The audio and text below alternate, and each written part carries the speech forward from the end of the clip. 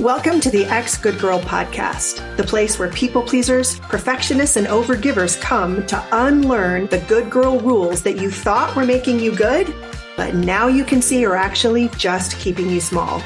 If you've spent your life being unable to say no, putting everyone else's needs and feelings above your own, constantly seeking external approval, or avoiding conflict to make others feel comfortable, if guilt and resentment feel like a constant weight in your life, it is time to learn to knock that shit off. Every episode, we dive into the stories, skills, and strategies that you need to stop shrinking, start speaking up, and to live a life that is authentically and unapologetically yours, while also deepening the connection and vulnerability in the relationships that matter to you. I'm glad you're here. Let's jump in. Okay, I'm trying something today. This is going to be a walking podcast. Don't even know which number it is. I'll figure that out later. But I sometimes forget that I have been raised in a patriarchal Western capitalist society that has placed its values on me and its expectations on me. And because I've just lived with them for so long, I'll be 50 this year, 2023. I have, let's say that, my awareness came online around 2 or 3. It's like 47 years of living with the expectations of a woman in a patriarchal capitalist Western model way of life. And one of the things that is the most invisible to women is the expectations that have been put on them. There's always these expectations, and funny enough, we never meet them. You should just be a little bit skinnier, a little bit prettier. You should work a little harder. You should help a few more people. You should be a little more efficient. You should be a little bit smarter. You should use your time a little more wisely. You should be a little more productive, or a lot, right? So little and lot doesn't really matter. The point is, there are these expectations that we kind of carry around with us. They're invisible, but they're the context in which we live so much of our lives. And for a lot of us, this shows up as perfect. Like, I need to be perfect. My experience isn't necessarily with the word perfect, but it's with the word better. You should be better. And better is this kind of hazy, really undefined thing.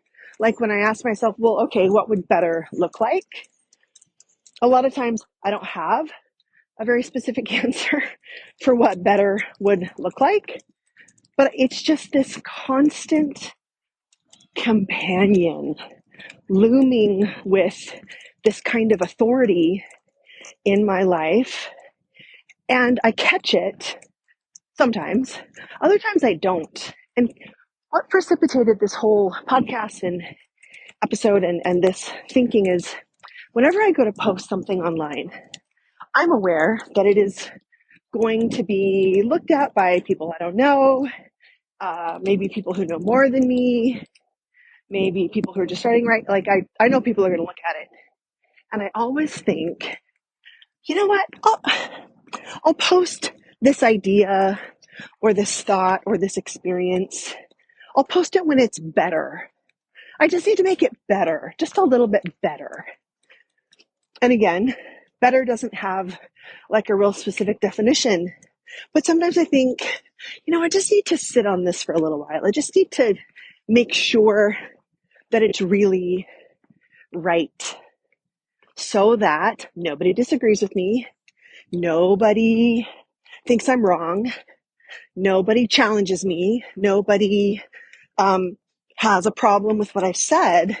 Like, there's some place where we can reach as women, either in our posts or in our bodies, in the way we mother, in the way we work, in the way we partner, that will be unassailable, unimpeachable, where we will finally be right. And so a lot of us, me included, this is a podcast about me. This is a podcast about my brain. Because my brain is the same as yours. If you're also a woman who has been raised in a patriarchal Western capitalist society, there's this constant expectation that something should be more than what we have. Bigger, better, skinnier, lesser, whatever the words are. We're not meeting the expectation. And so what ends up happening is we don't do anything. We don't post. We don't show up. We don't take up space. We don't say what's on our mind. We don't live into us. We don't live into what lights us up. We don't have the experience of feeling satisfied. Satisfaction. It's so elusive for women because we live in that space of expectations that we're never going to reach. And let's say for some reason we are able to attain the whatever perfect body, there's always somewhere else where we should be trying harder. Okay, fine. You now work out the perfect amount for a woman to work out. What about your finances? What about your intelligence? What about your mothering or partnering or whatever skills? There's this constant deficit that we carry around. So here's what I want you to do. This will not be hard at all. I want you to think right now of 5 things that you could be doing more of, that you could be doing better. It's like they're right there. For me, I could be healthier. I could stop eating sugar. Cause that's bad, right? I don't really think sugar's bad, by the way. I could be working out more consistently. I could be reading better books. I could stop watching, so much TV at night. I could be running my business in a better way. I could be definitely keeping better track of my finances. See, there's I didn't even count. Is that 10? Every single one of us always has that list pretty much at our fingertips. Okay, now we're going to try the opposite. I want you to tell me, think about it right now, about 10 things. Let's not even do 10. That's too many. Let's do 5 things that you are doing really, really well. Can you think of 5 things? I'm going to try it. Okay. I'm doing really well keeping my commitment to myself about my Pilates class that I signed up for. I've gone once, but I'm going to count it, right? Because again, when you never are allowed to meet the standard, going one time to a Pilates class doesn't count. You have to go, I don't know how many times would I have to go for it to really count as success. I don't know, my brain says 10, right? So after 10 times, I would get to count it as success. And what I'm saying right now is, no, I've gone once and that counts as success. Okay, so that's one thing I'm doing well. Doing a really good job walking my dog. I'm out on a walk right now. Okay, I'm doing really good sitting with some sadness and grief that is related to some events. My grandma passed away, father-in-law passed away, both in the month of December. And even when I said that, I just get this grief that comes up. But I'm really good at just allowing it to be there. I don't have to fix it.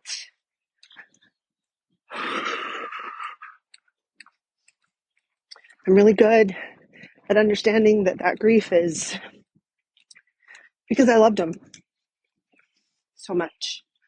So much better at sitting with uncomfortable feelings. I've also been really good at working out some complicated feelings in a friendship that's really important to me lately. Okay, it's taking my brain so much more time to come up with what I'm good at. And when I asked my brain what I need to be better at, it was right there. If your brain did the same, welcome to brains, women's brains, in Western patriarchal capitalist societies. There's nothing wrong with you. We have just been overly focused on where we should get better.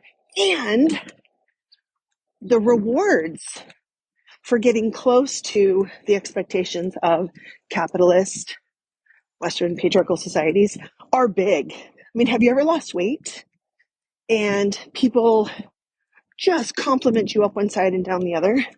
Of course, it's a physical outside thing that they can see, but also, do they congratulate you, or do you congratulate yourself? That's a better question.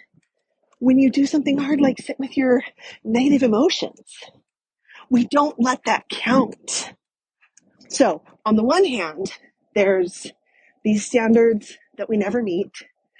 And then when we make a little progress in the direction of either meeting a standard that we choose on purpose, or that is important to us, or that for whatever reasons we just decide we want to meet, we don't let it count. Like my one Pilates class, it only counts after 10 classes. So think right now, where is an area of your life that you could let it count? That you could let whatever small, even as I say that, it's so shitty to diminish whatever movement you have made, even if you think it's small. I don't think one Pilates class is small, but I think there are people out there who would. Where can I let my movement in a direction that I choose for myself count? Okay, do you have something? Because here's what I want you to do. I want you to think about that thing that you have done. I'm going to think about my one Pilates class. It felt so good to go. It was hard. I've never done Pilates before. But I did it. And when I left, I felt like the fucking queen of the universe. One class.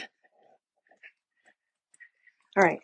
So when you think about the one thing that you have done, how do you feel about it?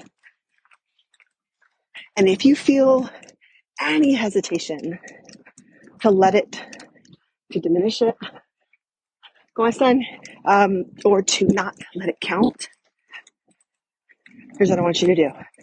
Set that feeling aside and say, okay, I understand that my brain is programmed to not let this count, but that's not what we're doing right now.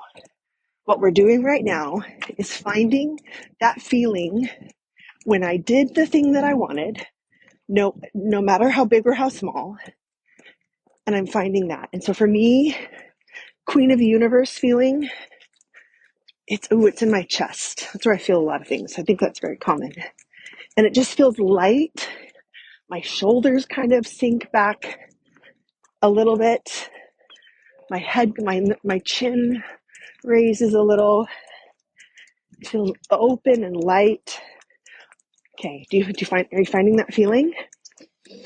For me, that feeling right now on a scale of 1 to 10, it's about a 2. So rate your feeling as well. It's not very big. But what I'm going to do is I'm going to take breaths and I'm going to pretend like that feeling is like a balloon in my chest. And with my focus and my concentration, I can actually turn that feeling up. I can make it bigger. So take some breaths with me. Find that feeling of accomplishment or success or confidence or whatever it is that's in your chest, and blow on the out breath or the in breath, whatever feels better. Expand it.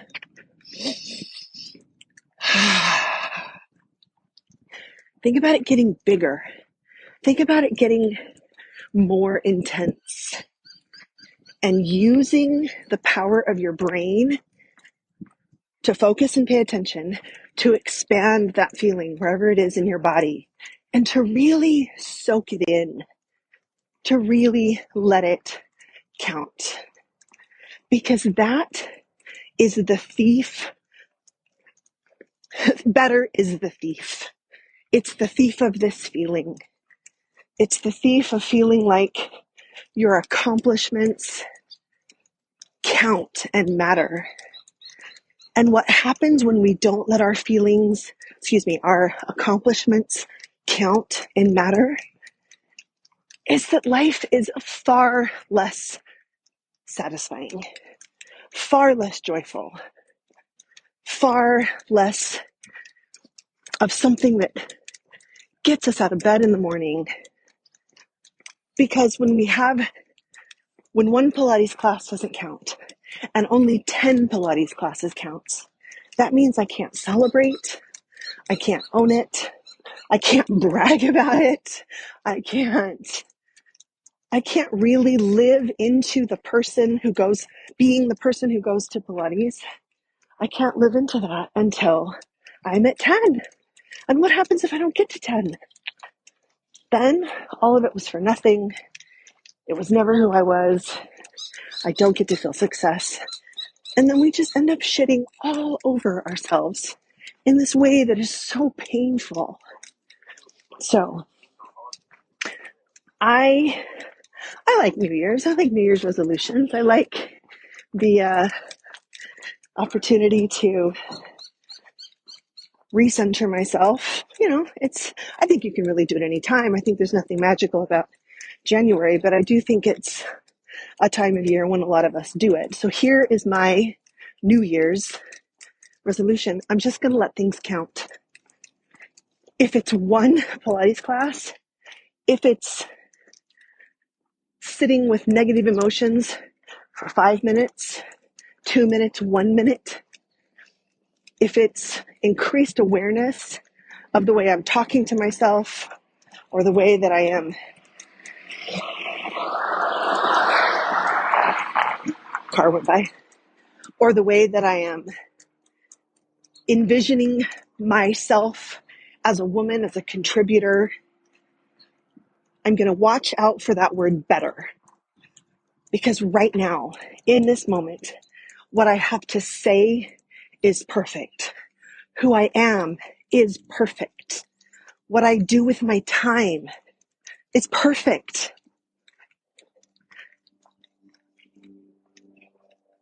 It's good. I am good. And if I want to make some changes, great. If I'd like to watch a little less TV at night, fine. But it's not so I can be better. It's because I just have something else I want to do with that time.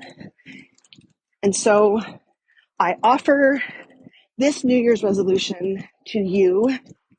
What can you let count more? How can you take the small wins and steps in the direction of your choosing that you are taking? How can you let it count? Because that is where the juicy satisfaction is. Let me know, comments, emails, DMs, because I'd really love to cheer you on. Hey, thanks for listening. If this podcast has been helpful to you, I would really appreciate it if you would give me a 5-star rating in whatever platform you listen to your podcasts. And if you go to my website, sarahfisk.coach, you can sign up there to receive my emails. Right now, I'm taking private one-to-one clients who want my help speeding up this work in their own lives. I really hope to provide a lot of free information on my website and in my podcast for people to do this work on their own. But if you're interested in having a coach like me to help you implement these things faster, to find the blind spots and obstacles that you're not aware of, go to my website and sign up for a consult. That's a time when you and I can get on Zoom and talk about the particulars of your situation, and I can show you how I could be helpful. The second thing you can do on my website is sign up for a freebie that I have called Difficult Conversations. Having a conversation that seems like it's going to be hard or difficult is one of the things that people pleasers struggle with. And so I've created a whole guide for you to be able to do that with some more confidence. That will also get you signed up for information about my group program, Stop People Pleasing. It's a group coaching program where you join a community of women just like you who are struggling to overcome perfectionating and people pleasing. And we do it together in a group. It's a really amazing opportunity to not just learn from your own experience, but just to see how similar you are to so many other women out there. The healing and the challenging and the laughing and the growth that happens in that beautiful community of women is really amazing. And if it's interesting to you, I would love for you to know about it.